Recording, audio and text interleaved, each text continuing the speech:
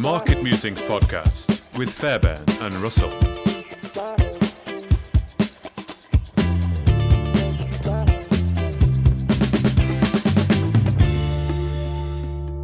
Hello and welcome to the Market Musings podcast, where today our guest is Dave Actually, I should have checked. Sorry, is it O'Brien? O'Brien. It is Brian. Right.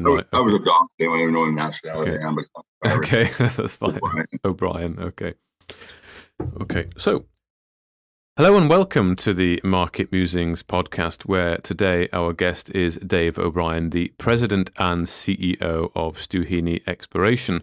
So, hello, Dave. Welcome onto the podcast. How are you? Oh, I'm fantastic. Thanks so much for having me here. I look forward to this podcast. No, it's great to be talking to you. We've got a few things that we can cover. You've told us you had 40 years investing in the stock market, and of course you're now running Stuhini. So there's a number of things we can talk about on this podcast. So looking forward to it. Of course, Kenny joining from Scotland. I don't want Kenny to get too distracted on this podcast talking about salmon fishing, because I know he enjoys fishing a lot, and also you are a fisher. But welcome, Kenny.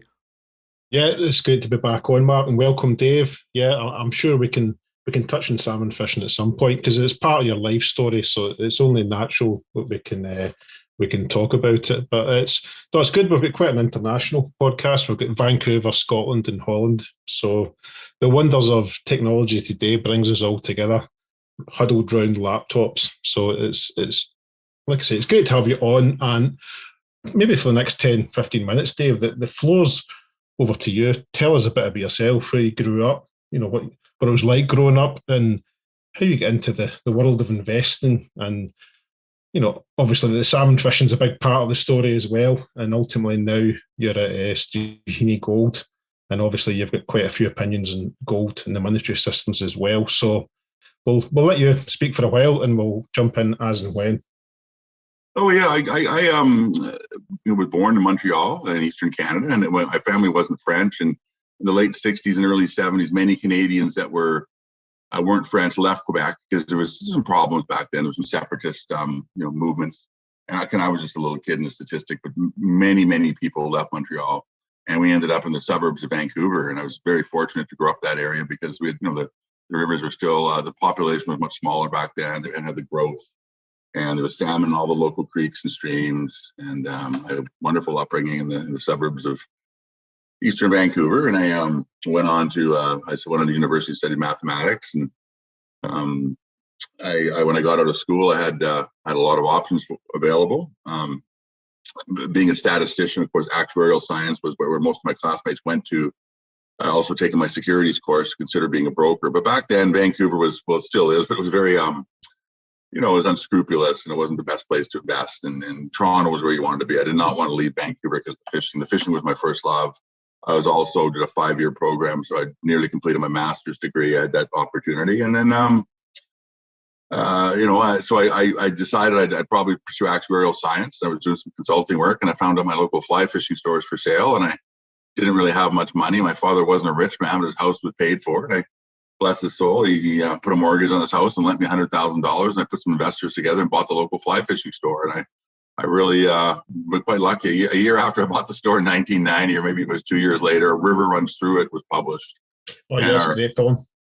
Our motto was, who parked the bus in front of the store? I never really viewed myself as a businessman, but suddenly I had a thriving business and a booming. It used to be in the 80s, you go to a party, and if you found someone that fly fish, it'd be a blessing. And, later on, 10 years later, there'd be 5 or 10 of us sitting in the corner swapping fishing stories, right? So, and it's allowed me to, and I've learned a lot about business. Running retail is a tough business, and you're only as good as your people. And I'm really blessed right now because of a wonderful staff in the fly fishing store. And my manager he's my boss. He does a great job. But it's allowed me to pursue my venture capital dreams as well, and got involved in junior mining and investing, and made a lot of mistakes back then. I was even pre-Bre-X in the 80s, late 80s, but a really tough market. I remember things were really, really tough. I was going to school, but I remember Murray Pesman in Vancouver, and this SK Creek discovery. It's called Prime Resources and Consolidated Stuhini, and these stocks went crazy. And there was Murray Pesman was such a character back in the day, and we were playing the markets back then, and of course didn't know much, but just we thought the worst thing you can do in investing is you buy a stock at the beginning and you make money, because then you think you're smart. I think that might be similar to a lot of these young people nowadays buying all these, altcoins, Bitcoins and what have you, that you need to go through some storms in the market and get wiped out a few times to really learn how to invest and be really, really cautious. And if there's one thing I hope we can, parlay to the readers is being cautious when you're buying mining stocks. There's great opportunities, but as Ernest Hemingway once said, all a mine is a hole with a liar standing on top. Yeah. So, you have to be careful. Yeah. I mean, I've had my fingers burned many times. In fact, I walked away for 4 or 5 years because it just pissed me off that much, and I just thought, I'm not going through that emotion again. But you are drawn back in, so there's opportunities, and people you've known from 10 years previous, and you see them doing well, so you do get drawn back in. But like I say, you're 10 years older, you're a bit wiser, and you certainly have had plenty of time to reflect on the mistakes, or particularly that I'd made. And most of my mistakes were just, we say in Scotland, Billy Big Balls, where you just go, the percentage of your portfolio is just so overweight in one stock, and all it takes is for that stock to crash, and that's you're chasing after that, and that's as simple as it is. Sometimes that's how it happens. A few suspended shares, and your portfolio is absolutely smashed. So I can share that pain with you. I've definitely been burned a few times, but I've come back stronger for it. So you need some failures in life, definitely. Oh yeah, and the nature of venture capital too. You people have to realize what they're getting into. Like when I buy a junior mining stock, you're really looking for to make minimum 3 to 5 times your money. You're really ideally dreaming about a 10-bagger, and you're not looking for 10 or 15% gains. We have to be patient too, right? The best companies I ever bought, I never bought them at the right time. I always bought them a little bit early, and then maybe average down a little bit patient. But those are the real winners I've had. It's hard to time the market, and it's a big difference in investing and speculating. And you try and take the speculation out of it by investing. You have to. What I've learned to do over the years is value project valuation. That's really how I make my living.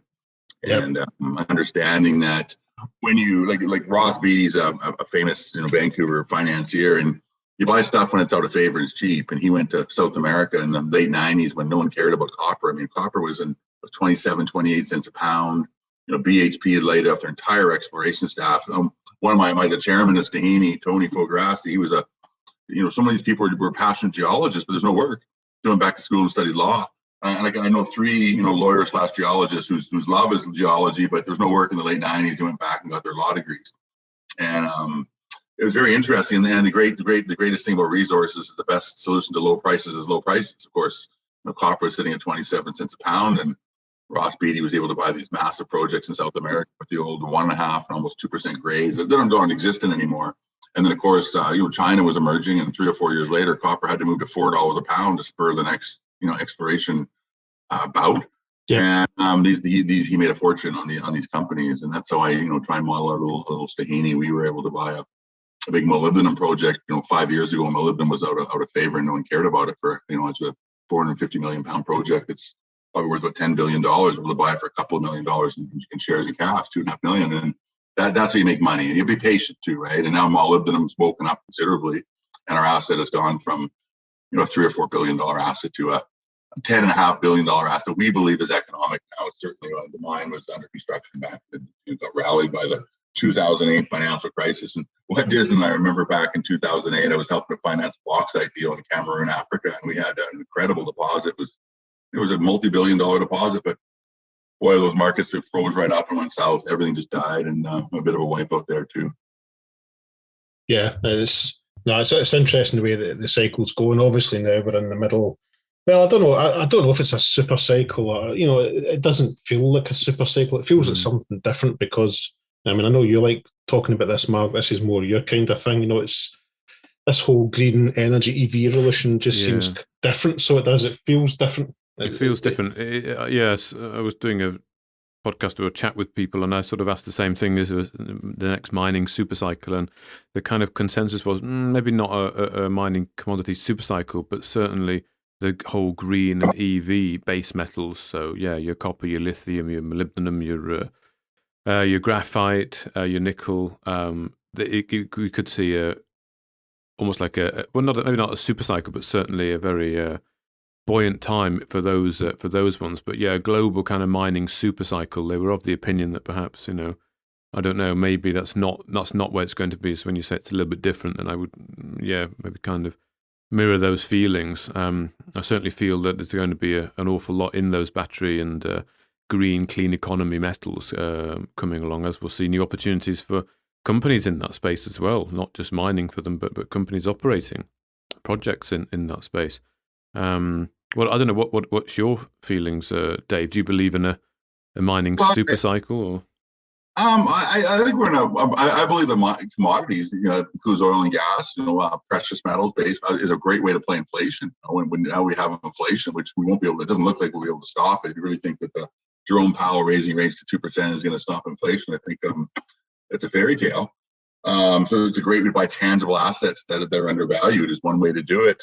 But I don't like buying into these, like people phone me up right now and they ask me, what do you think of uranium stocks? I'm like, well, I think uranium's a great space, but the stocks have already moved up tenfold in most cases, right? You don't want to chase hot sectors. You want to buy sectors, in my opinion, when they're out of favor. Things, even for example, molybdenum is, the World Bank recently stated that, excuse me, that molybdenum is a critical green metal going forward. And that and copper, they singled out as two of the most important metals because it's so many different uses.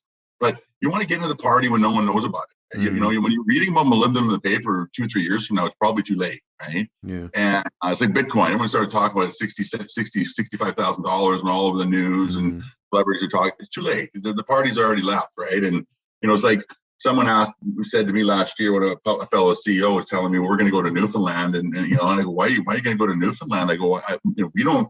Why would I want to go to Newfoundland and pay millions of shares and millions of dollars for a project that someone staked a year ago for $5,000? We have to be the ones staking. So in other words, try and be ahead of the curve and don't chase these hot sectors. Try and be there. That's how you invest. Yeah. I like copper. Okay. Copper is a great metal going forward, and do your homework. And you want an early stage project where maybe it's a big upside, but the drilling just started.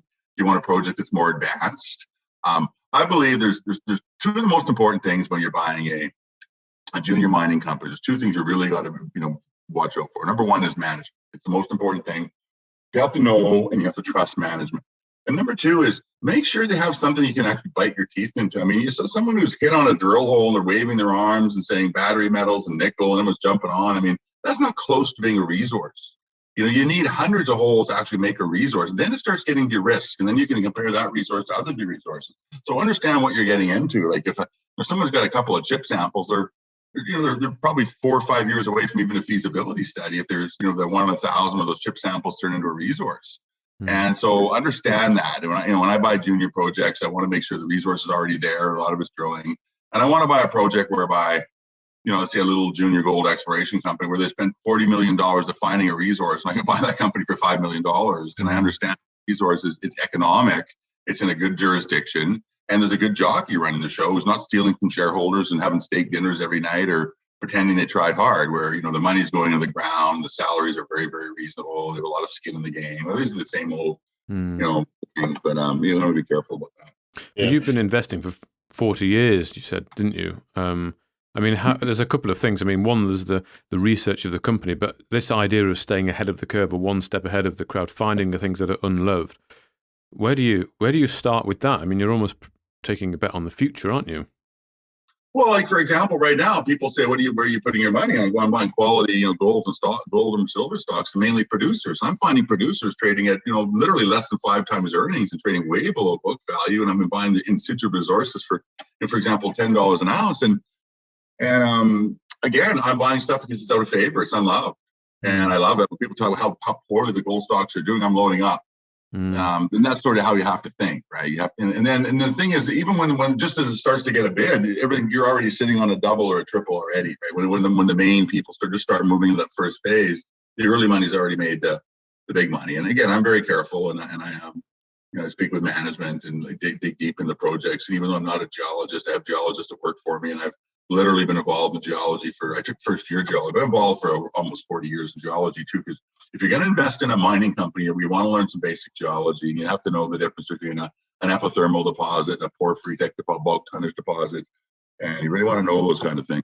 Yeah, so there's a certain amount of them when you think you found what is the unloved commodity or idea for the time being, that you want to get in early. You've then got to do your research on the company. You mentioned the board and of course a project you can get your teeth into. But do you also really have to, as a private investor, do you think, understand different deposits and understand the grades that are coming out or have come out to really help you make a good decision?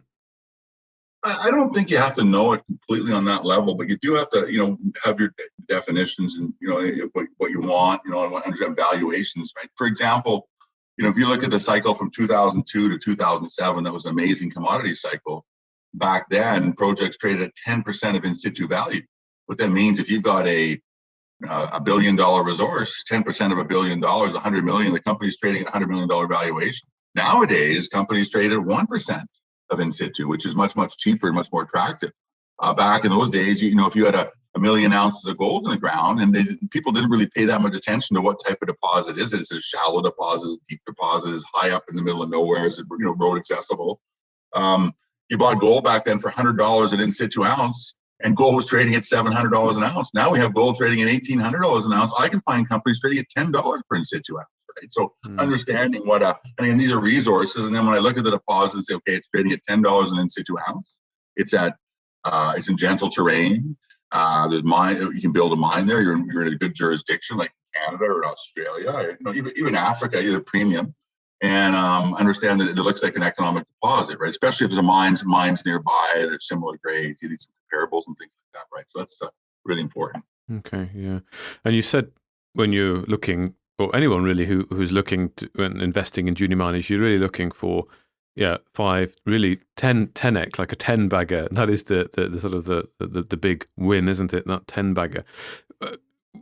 Could you maybe share? You've mentioned gold, you've mentioned silver and copper, molybdenum as commodities. What any other commodities you're looking at the moment? And perhaps can you give us any idea of some of perhaps your stock picks? Yeah, well, as far as commodities go that I'm looking at, again, I'm very bullish on the precious metals. We can talk about that a bit later. I just think that I think that right now with the inflation scenario we have, gold shouldn't be at 1,800. It should be more like 23 or 2,400. Silver is a very similar argument, but what we can talk about is a completely different subject. So I'm looking for gold and silver stocks. And what I find about this market right now is that it's not properly priced in the sense that I can find producers. I'll give you an example. I really like Superior Gold in Australia, or Galani Gold. GG is a symbol in Galani. And these are producers like Superior Gold, is an 80,000 ounce a year producer. Typically an 80,000 ounce a year producer will sell, have a $400 to $500 million market cap. These guys have a market cap of $100 million. And they've got some tremendous upside. They've had some spectacular drill results down deep, and they're drifting to those areas that the Indian zone where the grades are higher. And they have an NPV5, an open pit right next to them that has a net present value with a 5% discount, trading at a value worth more than the entire market cap of the company. They've got an idle mill there that's worth maybe $100 million as well. And then you add everything all up, and you come up with a $300-400 million valuation. You buy that for it. And it's a producer with positive cash flow. And the same about the Galani Gold, another one I really like. It's they've got the Mopani mine in Botswana that's been operating for years, and just on that basis alone, they're usually trading with a 5 multiple of earnings. But their key assets are Galaxy mine in South Africa, whereby they're now ramping up production. But a 2.5 million ounce deposit that's now the mine's built going into production typically is worth several $100 million, and this is a company worth less than $100 million. And yet there's companies in Canada that have had 2 drill holes in the ground that are maybe 10 years away from ever becoming a mine, valued higher. And it makes no sense, right? Buy the companies that are earning the money, that have money in the bank, and that don't have to dilute, and for much, much less than you would for just an exciting exploration story. And this is where I think there's a lot of opportunity in the market. Yeah. Sorry, Mark. Yeah, just when you're talking there, Dave, your story reminds me of, I don't know if you've came across Nova Resources that were... in Australia, yeah. It was Conglomerate Gold, and I seem to remember they'd done a live stream of, I think it was guys out and they were taking nuggets out of the ground. And I think within, this company didn't have an ounce of resource at all. I think within about 2 months, it was at $1 billion, the valuation of the company. It was just crazy. Not a single ounce of resource, yet it was valued at $1 billion. There's some really mad stories out there. So there is. I think they just get really fortunate that when they were live streaming, I think it was at a conference or something, that these guys howked out some nuggets from the ground. And obviously, conglomerate gold's very nuggety anyway. So, and it's very hard to get drill results that they can be a bit hit or miss. So yeah, it was a strange one, but I think there was a lot of money made and probably a lot lost as well along the way. Sure, that was one of that really brought Quentin Henning to fame. That project there, he helped deal with that sort of a paleoplacer type gold situation. Quite unusual, actually. And I'm invested in some Australian. I mean, certainly I like Superior Gold. I've talked about that, and Karora is another nice one. Australia's a good jurisdiction. I think it's a good jurisdiction, and there's some undervalued companies there. That's yeah. Sure. Why do you think it is now? This is a kind of bizarre thing that all the Australian companies are mining in Canada and all the Canadian companies are mining in Australia. It seems very bizarre, doesn't it? That I'm not saying the vast majority, but an oversized percentage of mining companies in Canada are Australian and vice versa. In Australia, they're Canadians. I don't know how that came about. If it was just by chance, or I don't know. You've been around a wee bit longer than me, Dave. So maybe you've got some comments on that. Well, yeah, the Australian market is a little more like the Wild West. It's like the CSE where the rules aren't nearly stringent. So I've seen some Canadian companies delist from Canada and go to Australia, and I maybe for some unscrupulous reasons. I won't get into that, but I've seen some assets. The worst thing that can happen to you in the mining sector, it's happened to me a few times. Why I'm a shareholders' rights advocate is management will literally try and steal a deposit from shareholders. They'll realize it's a good deposit, and they'll drive the company into the ground and then force it to merge with one of their companies. Yeah. And they'll give it lousy management, make sure it doesn't have a good successful path, so they can downplay the asset, roll it into their company, and then suddenly we find out what a great asset it is. And I've seen that happen time and time again. We could go on and on and on about all the scams I've seen over the years, but there's a lot of bad people out there. And the way to run a business is simple. You put the shareholders' needs ahead of your own needs, and you make sure you're a big shareholder. And that's how you do it, right? And it's pretty simple. And not, again, and make sure you pay for your stock. I'm not talking about cheap shares for dad or a bunch of half-cent founder stock or drive the price down to nothing and take a bunch of options like all the old games, right? You should be in every financing. I think CEOs should be writing checks. So a lot of their own skin in the game. And I mean, real skin too. Like, and ask somebody, if you're talking to a CEO, and say, well, how many shares do you have and what do you pay for those shares? Right from your founder stock, right through your seed rounds, like what's your share structure? And it's important to understand that, right? Then you find out, you got 12 million shares, you paid a half cent a share for it, and he wants me to pay 50 cents. That's not a business proposition, right? That's a promotion, right? As Rick Rill says, and it's very true, right? And we're putting together some deals right now, and the guys want to have a half-cent founder stock. I go, no, I want 5-cent founder stock, right? It's more reasonable, and we want the big money to come in. They're going to appreciate that down the road. Yeah, definitely. I must admit, I know we've not got into Stuhini yet, but I did notice from your website that I think your highest salary was $2,000 a month, Canadian dollars a month. So that's a big tick in my box right away. If you're when I designed Stuhini, again, I'm a businessman from the real world where you count your paper clips and every penny counts, and there's no public money, and you don't dilute. Right? And I've done, my business is my fly fishing business is iconic. I'm proud of that. They say it's the top fly fishing business in all of Canada and one of them in the world. And my partner Barry Hanslett, the co-founder of Stuhini, his drilling companies, you can eat off every drill. Our businesses are very well run, but they're private. And I really think that sometimes it's badly needed as well as people from the private sector that know how to run a business, that didn't have that experience. Just because you're a bright geologist, you really know how to run a business and create value. That's important. And then I kind of view the junior mining system as a bit of a broken system. If you have three management group, three senior people in management wanting 6-figure salaries, want to draw $120,000 a year in salaries, then you got entertainment and meals, and they're out at the keg every night having steak, and they're going to hockey games and running bar tabs and all that kind of stuff. And there's no money left to put into the ground, and then marketing budgets on top of that. That's really important. For every $1 million a company raises, how much is actually going into the ground? And something I'm really proud of is a couple of years ago, I called my CFO, Yana. I said, Yana, how much did we spend at our Ruby Creek project and our Q project in the Yukon this past year, the last 6 months? And she sent me a summary. It was $972,000. And I said, what do we pay management? And it was $25,000 and change. And I did the math. During that 6-month period, it was a 37.5 to 1 ratio. And what that meant, for every $1 we paid management, we put 37.50 in the ground. And I'm sure that's some kind of a record. And I've been criticizing my salary is too low. And yeah, $2,000 a month is perhaps unrealistic, but you have people out there running shells where the company's dormant and they're accruing $120,000 a year where there's no work. You have a week's worth of work to do for the entire year. Yeah. And then what they'll do is 2 years later, they'll roll that $240,000 their own in their stock at 5 cents and do shares for debt and get paid for it. How can you justify charging a shell those kind of fees, right? And I see that time and time again. And you got to realize that's what you're dealing with, right? So again, it's I think a CEO should probably make $60,000-$70,000 a year top, something in that range for a small little junior mining company. Once your market cap reaches a certain level, we sort of our corporate governance ethics committee would say that we should be paid, the bottom 25% of companies with that sort of market cap, right? And that's sort of how you want to look at things. Yeah, definitely. And obviously, as you said earlier on, you've got skin in the game. That's where you're going to make your money, Dave. $60,000-$70,000 Canadian dollars a year is not going to make you rich by the time you take off the cost of living, etc. So yeah, I definitely that's one of the things I look for when I'm investing as well. How much skin in the game has the CEO got, and how did they get those shares? Did they pay for them, or did they reward themselves? So it's definitely a big factor when investing. But I just want to jump on you. Obviously, you've got a kind of love-hate with the gold and the monetary system. We talked about it before the podcast. You're a big gold fanatic, a gold bug. You collect it yourself, and you've got very strong opinions on the international monetary system.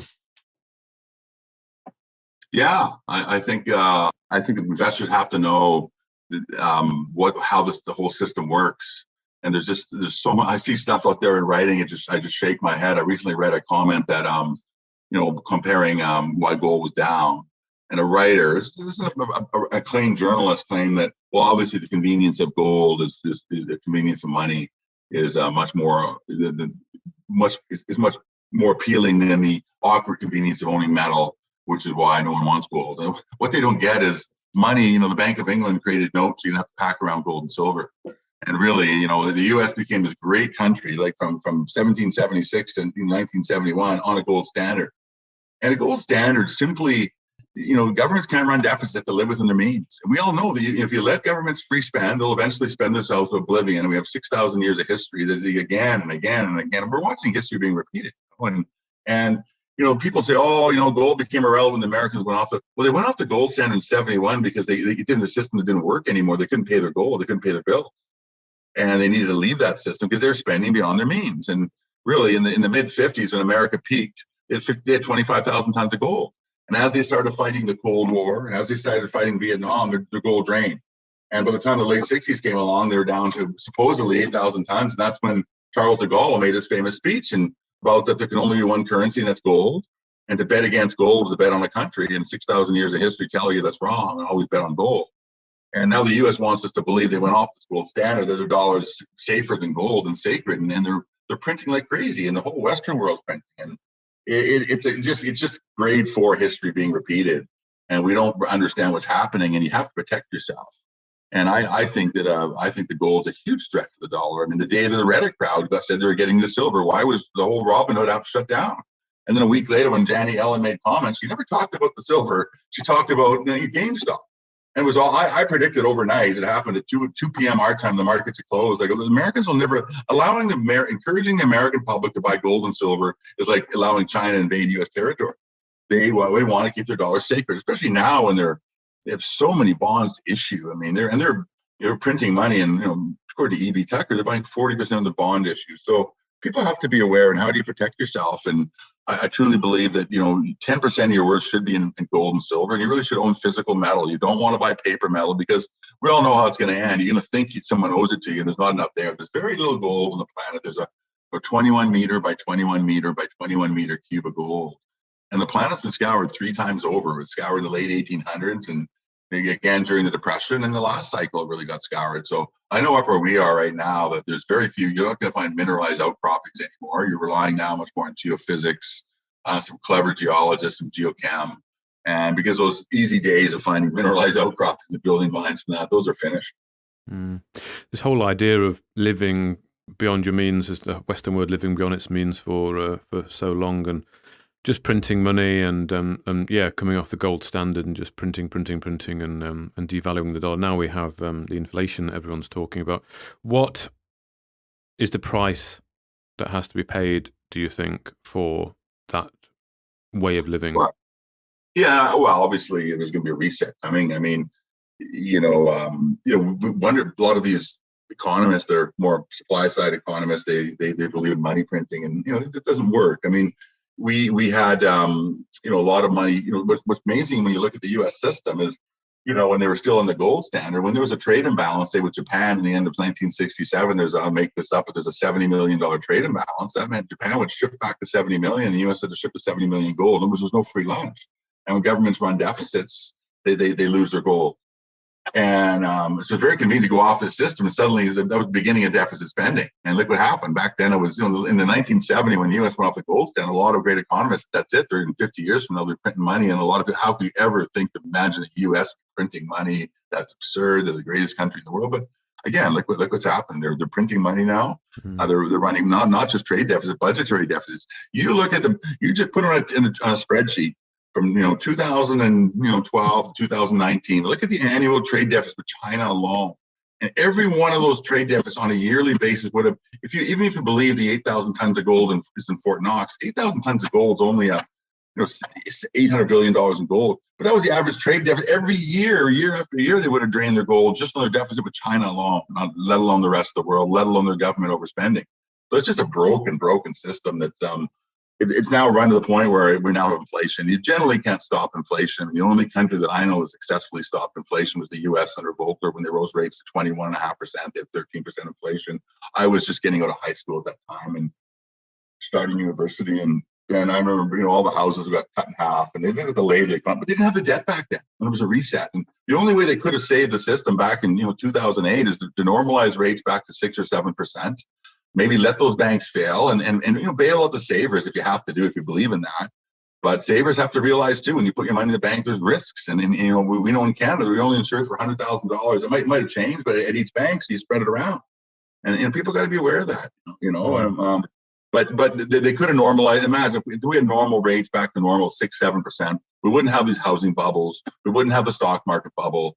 And I grew up in a system in the 70s when inflation was 7%. I got 9-10% of my savings. You always got 200 or 300 basis points above the inflation rate. And in 1981, government of Canada bonds are paying 18%. What a great investment! And but now we have 7% inflation in the U.S. and you're likely to get 1%. So you're losing 6%, and that's very, very worrisome. And even the stock market, if you think, this is the top year, I made 7%. Well, no, you didn't. Inflation 7%, you broke even, right?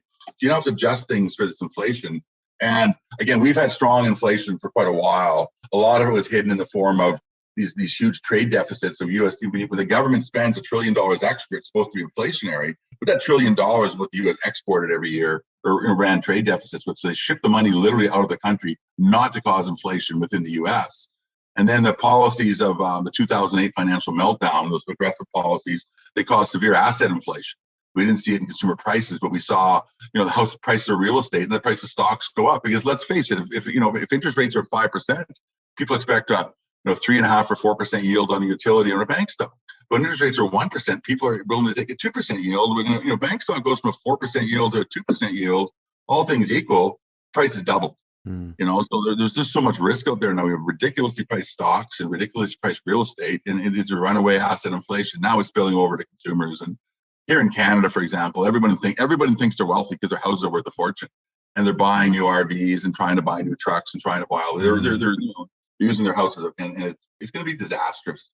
I think that one of the problems with trying to control inflation with the raising of interest rates is I don't think there's much room to do that, because you start raising that, I think people are going to very quickly see that they can't afford to meet their mortgage payment. And I think I'll ask the question, do you think the Fed is in control? I think they're stuck in two situations, either try and save the US dollar and in the meantime effectively I think cause a big economic crisis, or the dollar fails. What do you think? Oh, absolutely. They're like, because even if they raise rates to even 2.5%, it'll kill the entire system, and we'll go into a depressionary spiral. And this time we'll have a government to rely on because we're broke, right? And be servicing all that debt. I mean, just as a little afterthought here, you can Google this right now. The world economy is, excuse me, it's $88 trillion. As of February 2021, the world debt was 280 trillion, and Frank Giester recently claimed it was 300. So whatever, incredible leverage, 300 trillion. So when you're looking to see a crane in the sky and building houses, it's all borrowed money, and those creditors think they're going to be paid back, and they're not going to be paid back. And you're right. If the Americans raise rates to really deal with inflation, we probably have to raise them like above the inflation rate. 7 or 8% would be absolute disastrous. The houses would be crashed like you've never seen before. It'd make the depression look like a cakewalk. So what they want to do is they want to pay people back in a greatly reduced currency. If I tell you, Ken, that I'm going to pay you £1 million in 10 years, inflation's 12%, you're going to get 50 cents the dollar if you're lucky. It's 0.88 to the 9th power type of thing, right? So, it's but they're not going to get, inflation's under control, and they're going to tell you all these things. But meanwhile, they're sucking people into my 10-year debt. The 10-year debt notes for 175 basis points. And it's crazy when you have 7% inflation. That never existed. So right now, if someone's willing to lend me money at 3% when inflation's 7 or 8, I'll take that bet any day. Yeah. Again, these are back in the 70s. You wouldn't have right now in the 70s with these type of inflation rates, mortgages would be 8 and 9%. We wouldn't have this bubble. So do you think inflation is going to continue, but and the Fed will just make moves to make it look like they're trying to control it, but really that's what they want? Well, they have to pay back. There's two choices: either cause a massive depression and never get paid back. Plus, in those scenarios with the debt the Fed have, you just do the math on $30 trillion debt the U.S. owns. If you were to raise that, you pay 5% to service that. That's $1.5 trillion a year. Well, that's half their revenue. Meanwhile, they're taking in $3 trillion a year and spending 5 and 6 and 7. So imagine coming back from $7 trillion spending a year to $1.5 trillion, which is the reality of the story. That's a government that's gone. There's no more military. There's no more roads. There's no nothing. And it's just such an unfathomable scenario right now. So, and I truly believe they're not going to tell you, they're going to tell you what they want to tell you. We're going to have it under control, and it's temporary. They don't have any tools. I mean, they had to rate dramatically, even in the 70s when interest rates were 8 and 9 and 10, 11, but they couldn't kill inflation. You literally have to jack it right up and lay the economy on its back. And there wasn't the debt back then. So it is a broken system, and it's the 50 years are up. You printed all you went on to a fiat system, time's up, and people don't realize that. Now we see inflation. They won't stop it. So what happens then? What when the time's up? You say reset. What is it terrible? Is it really bad for everyone? Well, I think I listened to a guy named Rubino on one of the Sprott interviews recently, and I really like his. I mean, he predicted 2008 meltdown, but he just says that they're going to, people are eventually going to lose faith in the dollar and these type of currencies, and they're going to want some sort of a global currency in which governments cannot print, in which there's no sovereign risk, and it's obviously going to be gold related in some way. Now, the U.S. kind of what the U.S. still thinks is no matter what happens, we're still going to control the entire world economy going forward, and the West is going to go, no, you're the one that blew it. You're the one that left the gold standard and led us to the edge of this cliff here that we're going off right now. And you think all the people around the world that are buying physical gold, whether it's India or China and all these savings nations, they're going to allow the U.S. to create a new system when they blew it already? No. The U.S. if they want to keep their dollar, they can backwater. No one will use the dollar anymore. And people are going to want something they can trust that cannot be printed, that's backed, right? And that's what money's supposed to be. It's something that's supposed to preserve its value. And that's why gold works so well. And under a gold standard, not only do governments have to live within their means, but you don't get inflation because no one country is able to find enough gold in a given year to dramatically increase their money supply to cause inflation. In the U.S. Constitution, a gold was a 20th of an ounce of gold, or 20th of an ounce of gold, and they stayed that way until really in the 1930s, until they nationalized the gold and seized it. Yeah, so almost a return to perhaps a gold standard, which I do agree with. And as we said at the start, me and Kenny are physical buyers of both gold and silver. I want to ask you though, where do you think Bitcoin or cryptos come into it in terms of that blockchain idea, that limited number of coins that could ever be mined? Do you think a digital dollar or some kind of crypto might come into the picture? I don't really want to talk too much. I think cryptos were zero. Okay. I mean, it's just every day there's 50 new currencies. Someone was telling me about, there's a book called The Death of When Money Dies with the Weimar Germany story. And 2 years before you needed a wheelbarrow of money to buy a loaf of bread, everyone was bragging about real estate. Everyone was bragging about the stock market, and they were trading currencies in the alleys every day. And then 3 years later, there was basically three types of money. There was gold, silver, and the third most important commodity was coal. I mean, you have to live and you have to stay warm. And it comes down to the basics, right? I'm actually buying some oil and gas companies that have large reserves, because oil is tangible and it's real, and there's very little we need. As much as we want to move to a green economy, we're years and years and years away from that. We have to be realistic. Yeah. Well, we could talk about this all night, Dave, because obviously it's a subject that you're passionate about, but you're obviously very passionate about Stuhini as well. So I think it's only fair that we give them some airtime. Maybe just give us a high level overview of the company and what the key projects are, and why those commodities and jurisdictions as well, of course. Yeah, I appreciate that. No, I'm very proud of Stuhini. We formed it privately in 2017. We listed in 2019. Stuhini was formed because the co-founder Barry Hazlett's a very, very bright businessman. He invented the A5 drill rig, which is the most popular portable diamond rig. And I took Barry fly fishing as a teenager. He was a good mail order customer in 1991, and we've been buddies ever since. And Barry called me up over the years just for almost maybe like an older brother type, and he knows I'm experienced. And he said, "What do you think? I'm going to sell my placer operation, and what do you think? And what's the price?" And he's one of those guys that can offer me like 22 million at the time. I said, "Take the money," which he did. And he called me up in 2015 or 16. He said, "Dave, I'm going to buy the big Adnak molybdenum deposit up near Athlone. I was doing the reclamation work, and it's available, and the markets are dead right now, and I can buy it for 2.5 million." I said, "Well, man, if you can wait that out until the next cycle, you can make a fortune, because that's a world-class deposit, and so much money's already been spent on it." And we formed Stuhini just because I said, "Listen, you get all the deals on your desk. You have access to deal flow. I know how to evaluate stuff. We both run good businesses. We're both ethical. We should form a mining company." That was sort of the genesis. I had no idea we were going to get Ruby Creek, and it just so happened that he had this project that he'd sold to the Chinese for 25 million US. And when the Huawei executive was detained in Canada, China Sino-Canadian relations sort of soured, and that deal fell south. He received some non-refundable deposits, but he'd sell it, and we landed that into Stuhini. So our key asset is our Ruby Creek project, and it's in Athlone, BC. It's in northern BC. We actually fly from Vancouver, a 2-hour flight to Whitehorse, and drive like an hour and 3/4 back south into BC to get to Athlone. It's road accessible. Back in the day, a company called Adnak Molybdenum was advancing the project, and during the last cycle, the molybdenum stocks did quite well. They actually had a big run from 2003 to 7, but this was the one project that advanced the most. It went through the definition of the resource, went through feasibility with positive feasibility, went through permitting, the native approval, and mine construction began. It was fully funded. They had a market cap at one point that maxed out, according to Larry Rea, the former chairman, maxed out at $300 million. And they had an $800 million credit facility arranged to build a mine, and then construction began. And we have that project now, and we're a little $16 million company. On top of that, molybdenum, when we got the project, a couple of years ago, molybdenum was $758 a pound. Now it's 19 and change.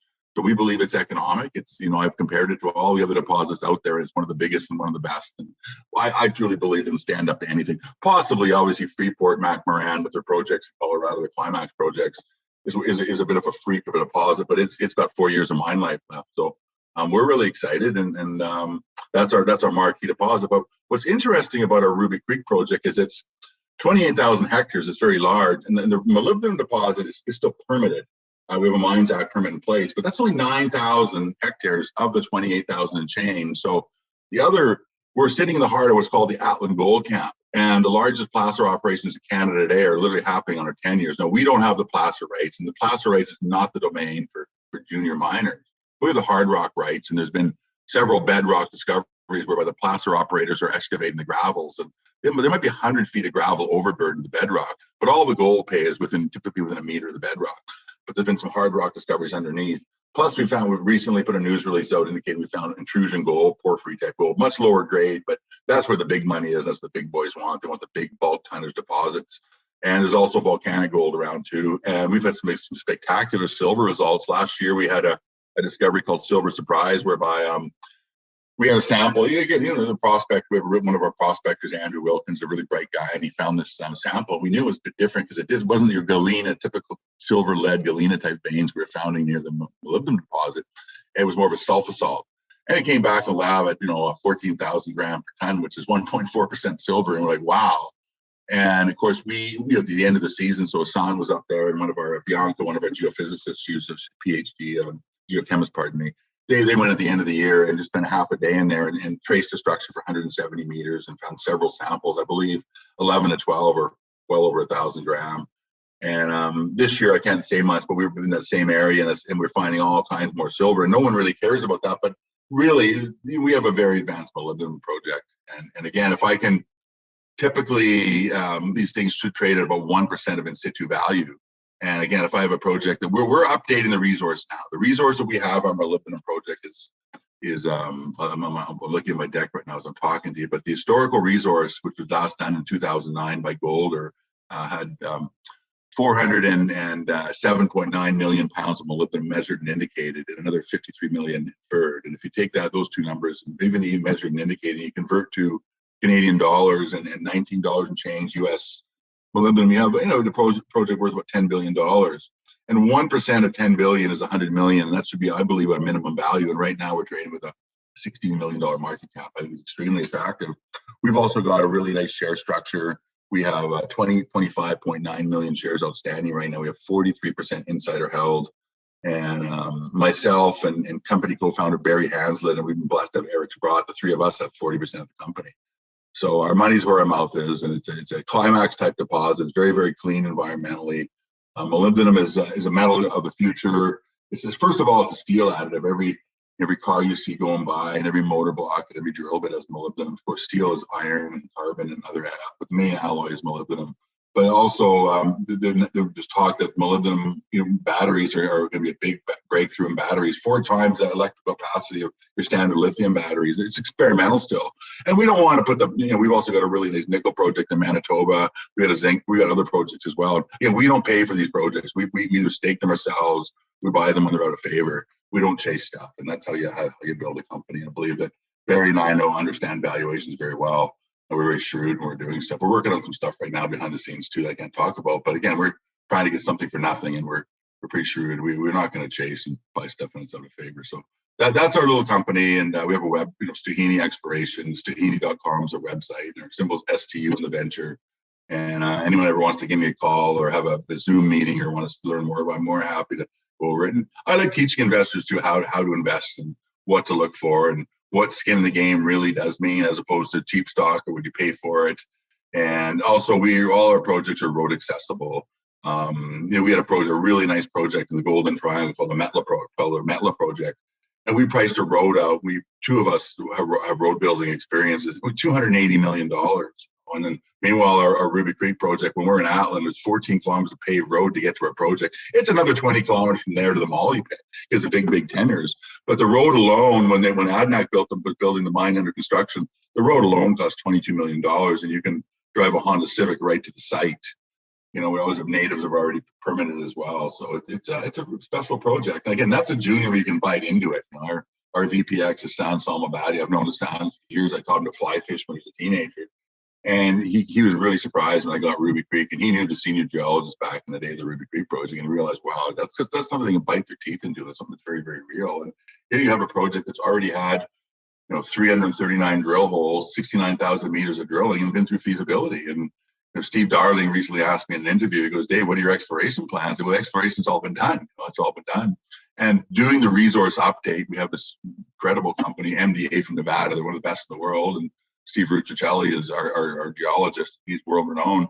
But they have to review all the old drill data. We have most of the holes, and they randomly sample some holes. They showed up on site, and we laid all the holes out. They logged them, made sure those numbers matched the assays. Then they go on site and verify the collar locations. So basically they don't have to do any drilling, and the resource update is just about complete. Then we'll have our own resources done by somebody else. And these guys are very good mine builders too, so they really understand the deposit real well and digitize all the data. We have a modern database. We're excited about that. So we're expecting to have that resource update done within about a month. And behind the scenes, we have, for example, we have a Chinese broker working for us, and we're developing contacts in China and talking to larger mining companies. And I truly believe something strategic can happen. We're a bit of a sitting duck. And again, we don't have to worry about someone, even if I was going to give someone 19.9% of our shares. They're so tightly held, no one's going to take a run at us, and there's so few shares out there. So there you have our story in a nutshell. Yeah, no, and obviously having Eric Sprott on your share register as well is a big tick for a lot of people as well.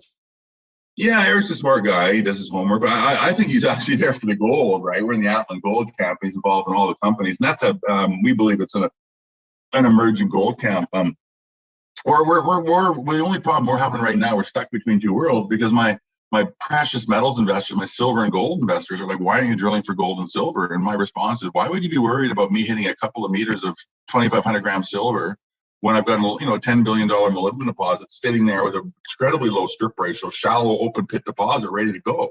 That's where the value is, and we don't want to dilute our stock right now by doing greenfields exploration. So we're looking at all possibilities, including the possible breaking the company up or doing some sort of plan or arrangement. But we're just talking to their lawyer and our legal team about different options, and even the molybdenum deposit. We're sort of doing a strategic review right now of everything, how we want to move forward. And we've got a lot of good ideas. There's a lot of really exciting things. Keep an eye out there because a lot of catalysts are brewing behind the scenes. I can't talk about things, but we're very excited. Excellent. All right, that seems like quite a good point. Maybe just to call it a day for this podcast anyway, Dave, because that's almost 55 minutes, Mark. You're the man with the time. Yeah, we're up on about 55 minutes, yeah. And what a great snapshot of the company there at the end, Dave. So thank you for that. I'll be looking into it a bit more, and maybe we can have you on again to maybe just focus on the company and the news flow and what's coming. But thank you very much for sharing your thoughts with us. I want to ask you one final question. And what is your, just general on the markets, what's your short-term outlook on the, and when I say short-term, I mean like in the next year. How do you see things going? You're obviously still bullish on the commodities, but do you see something significant happening either way? Yeah, I think that, as we discussed earlier, the Fed has no choice but to inflate. And so we're going to see continued inflation. These numbers aren't going to get much better. And if you believe it's temporary, I believe we're wrong. No, they risk by tightening up too much. They do risk a deflationary spiral. They don't want that scenario. So I believe that the best way to buy inflation, especially now, is to play commodities. And I think that, again, molybdenum is a great space to be in. Copper is a good space. Precious metals is a given, even oil and gas.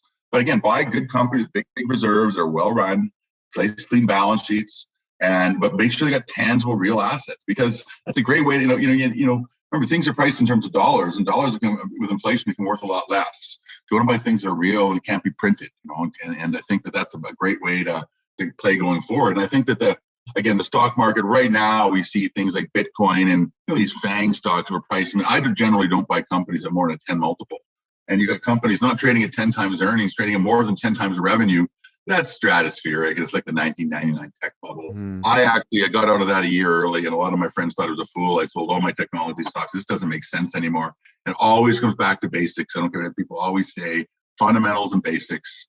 You buy low PE companies, big reserves in the ground with good management, and don't worry about everyone's chasing hot sectors or buying FANGs. And people buying these stocks don't even know what a PE multiple is. And you want to go back to your textbooks and open up in good old base. I still think there's great value out there. Keep away from the ballooned out sectors. And we're going to see these deflate. We're going to see these stocks go back to maybe trade at 20 or 30 multiples of earnings, but not over 100. I mean, how can Tesla be worth 10 times the value of Toyota when Toyota sells 10 times the vehicles? And I drive Toyotas, and I'd never sell my Toyota to buy a Tesla. It's just, again, it's pie in the sky chasing stuff that I think you got to go back and look your resources is the best way to play this. Okay. Fantastic. Well, thank you very much, Dave. Yeah, thank you very much for your time. And well, thank you so much, gentlemen. I think the only sad part about this podcast is we didn't get into fishing. I mean, our priorities are they should be, but yeah, definitely. We'll save that for another time, Dave. And we'll need to make sure I've got a beer in my hand as well, because fishing and drinking go hand in hand. Well, in my neck, they would. I never heard of that. Really? Do things differently over there, Yeah, maybe a podcast, Kenny, with you discuss the stocks and fishing at the same time with the beer in hand. Maybe that's a new program. Well, maybe every fall I'm up in Smithers steelhead fishing, and we can just do a podcast from Smithers. I can even bring my PC to the banks of the river and and we can talk about that. But I also like talking about, I think it's really important to teach investors about investing, about being careful with management, knowing what projects are, and digging deep, and not getting trapped, and doing some careful. Because what scares me more than anything about the mining stuff is, in 2020, a year and a half ago, we had a really good run in the mining stocks, and I was shaking my head because all the scumbag, promoters and Moose Pasture Project are the ones that soared, because they know how to, pay off the newsletter writers, and how to do a greasy marketing campaign, and how to trick people. And we want to make sure that, and then those people, of course, they get duped and they buy a worthless project, the stock collapses later, and then they I don't want to buy mining stocks. And they got to do better than that. Don't just ride the wave and be tricked by fancy marketing campaigns, and dig deep into what these companies actually have for projects, and make sure they're real projects, and make sure management's got a track record, and that they're putting shareholders above their needs. Their salaries are reasonable. And I used to go straight to the MD&A, and now I look at the information circuit because I want to know who the shareholders are and what their salaries are, and who has insider positions. Then I'll look at the MD&A, and then I'll phone up the company and start doing some homework. Perfect. Yep. Oh, well, thanks very much for your time, gentlemen, Dave. Enjoy your evening in the UK there, and I'm going to get started my day here in Vancouver. Yeah, super. Okay, well, you have a good rest of your day. Thank you for getting up for us. Definitely. Okay, Right. thanks so Okay. Cheers, Dave. Thanks. Bye. Okay, yeah, bye-bye. Bye-bye, Dave. Thank you for listening to another podcast from Market Musings with Fairbairn and Russell. Tune in next time.